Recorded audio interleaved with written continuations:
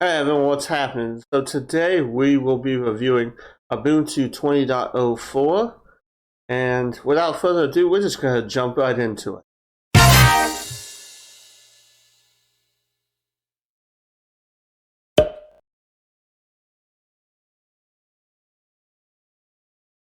So here we are on the locking screen, so we're going to go ahead and sign into it, and we're going to start this up. Now it's not going to be full resolution to start with, we'll up the resolution in a minute. Alright, now we get started out with a welcome little screen that gives us the option of signing into online accounts. We're going to go ahead and skip this because I'm not going to sign into online accounts, but you could here. It has the option to set up live pass. We're going to skip over that. Now this is the telemetry consent. Now it just shows, now it gives you the option to view what kind of information it's sending for diagnostic and other things. So you can take a look at what's here and what it's actually sending to Canonical. So we'll go ahead and close that. I'm just going to go ahead and hit next. Yes, it does not matter to me. Now you can turn on location services here, but we're going to leave them off because I don't need them here. And then it suggests software to install. We're going to go ahead done. Okay, here we are, and we have full screen. So let's go ahead and take a look at Ubuntu 20.04, and we're going to go ahead and open up a terminal. We're going to go ahead and do this. Blow it up. Now, first of all, we're going to install a couple of tools that we need. apt install, right, apt update, and then apt install. And then first we're going to install Neo Fetch, and we're also going to install HTOP. And then we're going to go ahead and enter in my password and allow it to.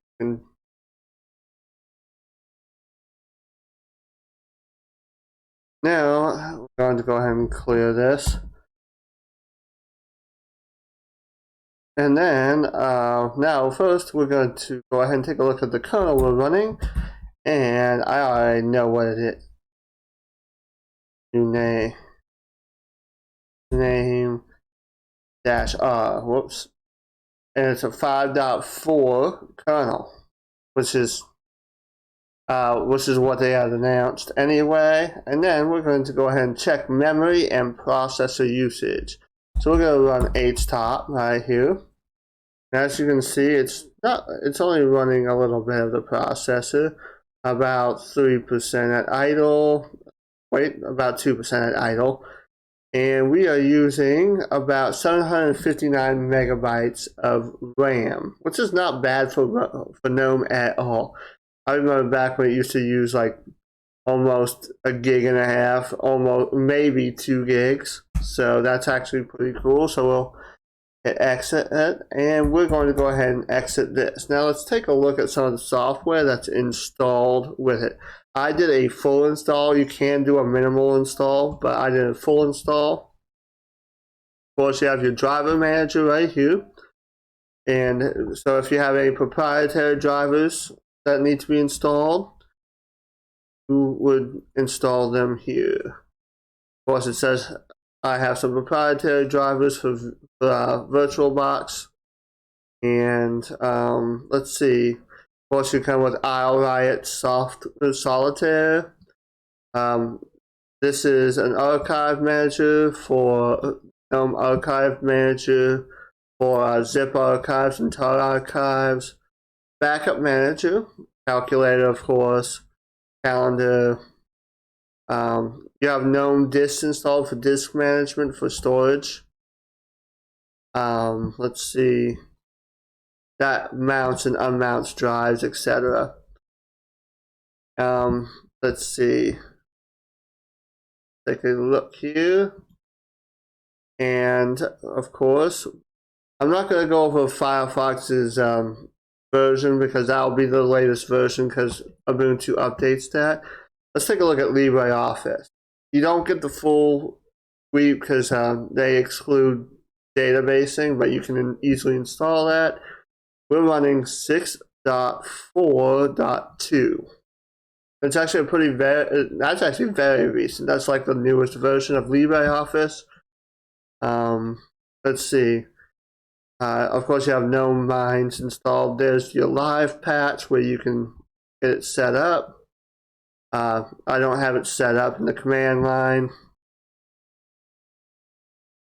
Of course, you have a menu right here for remote desktop logins. I usually rip that out because I don't do that.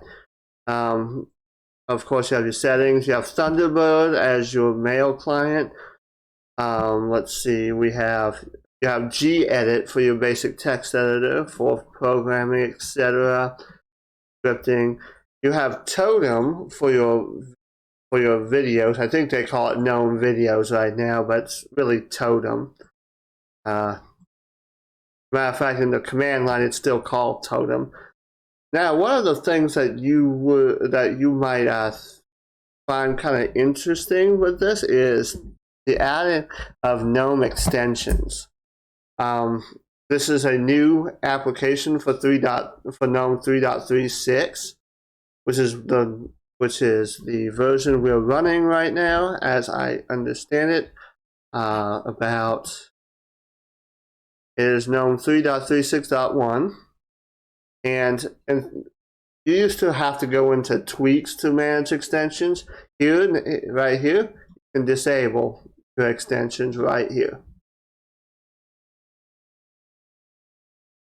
So that makes it easy. You don't have to install Gnome tweaks anymore, even though I probably would. Now, also, there are several under the hood improvements they've done to Gnome and Ubuntu that you won't see, so I can go into those if you want. Tell me down below if you want that.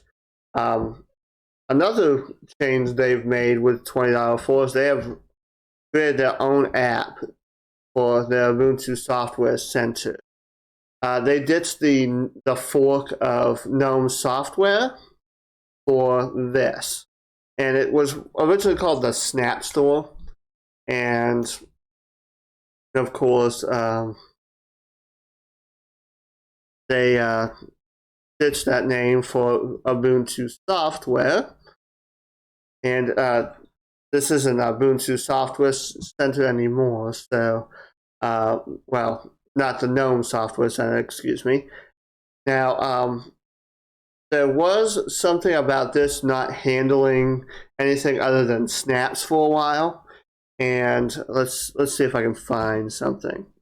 As you can see right here, this is coming from Ubuntu Focal Universe, which means it is coming from the APT. If it was a snap, let's try and find something I know is a snap. Yeah,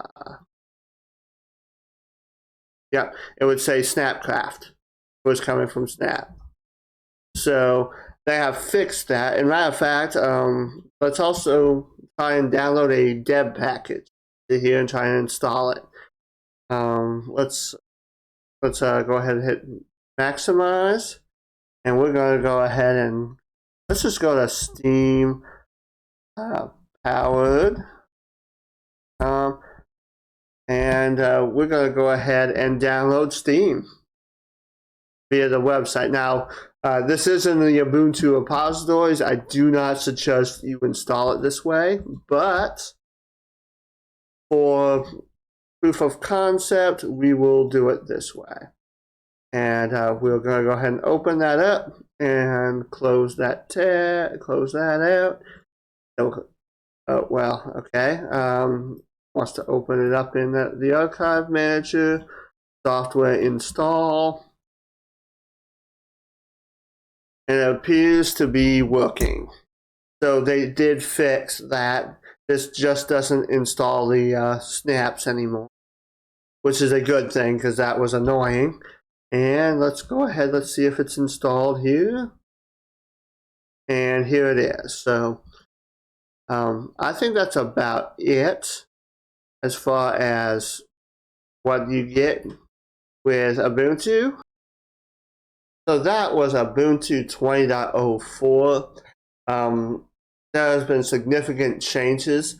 There's some other under the hood particular upgrades that they had, like the kernel, of course. You probably won't even notice that.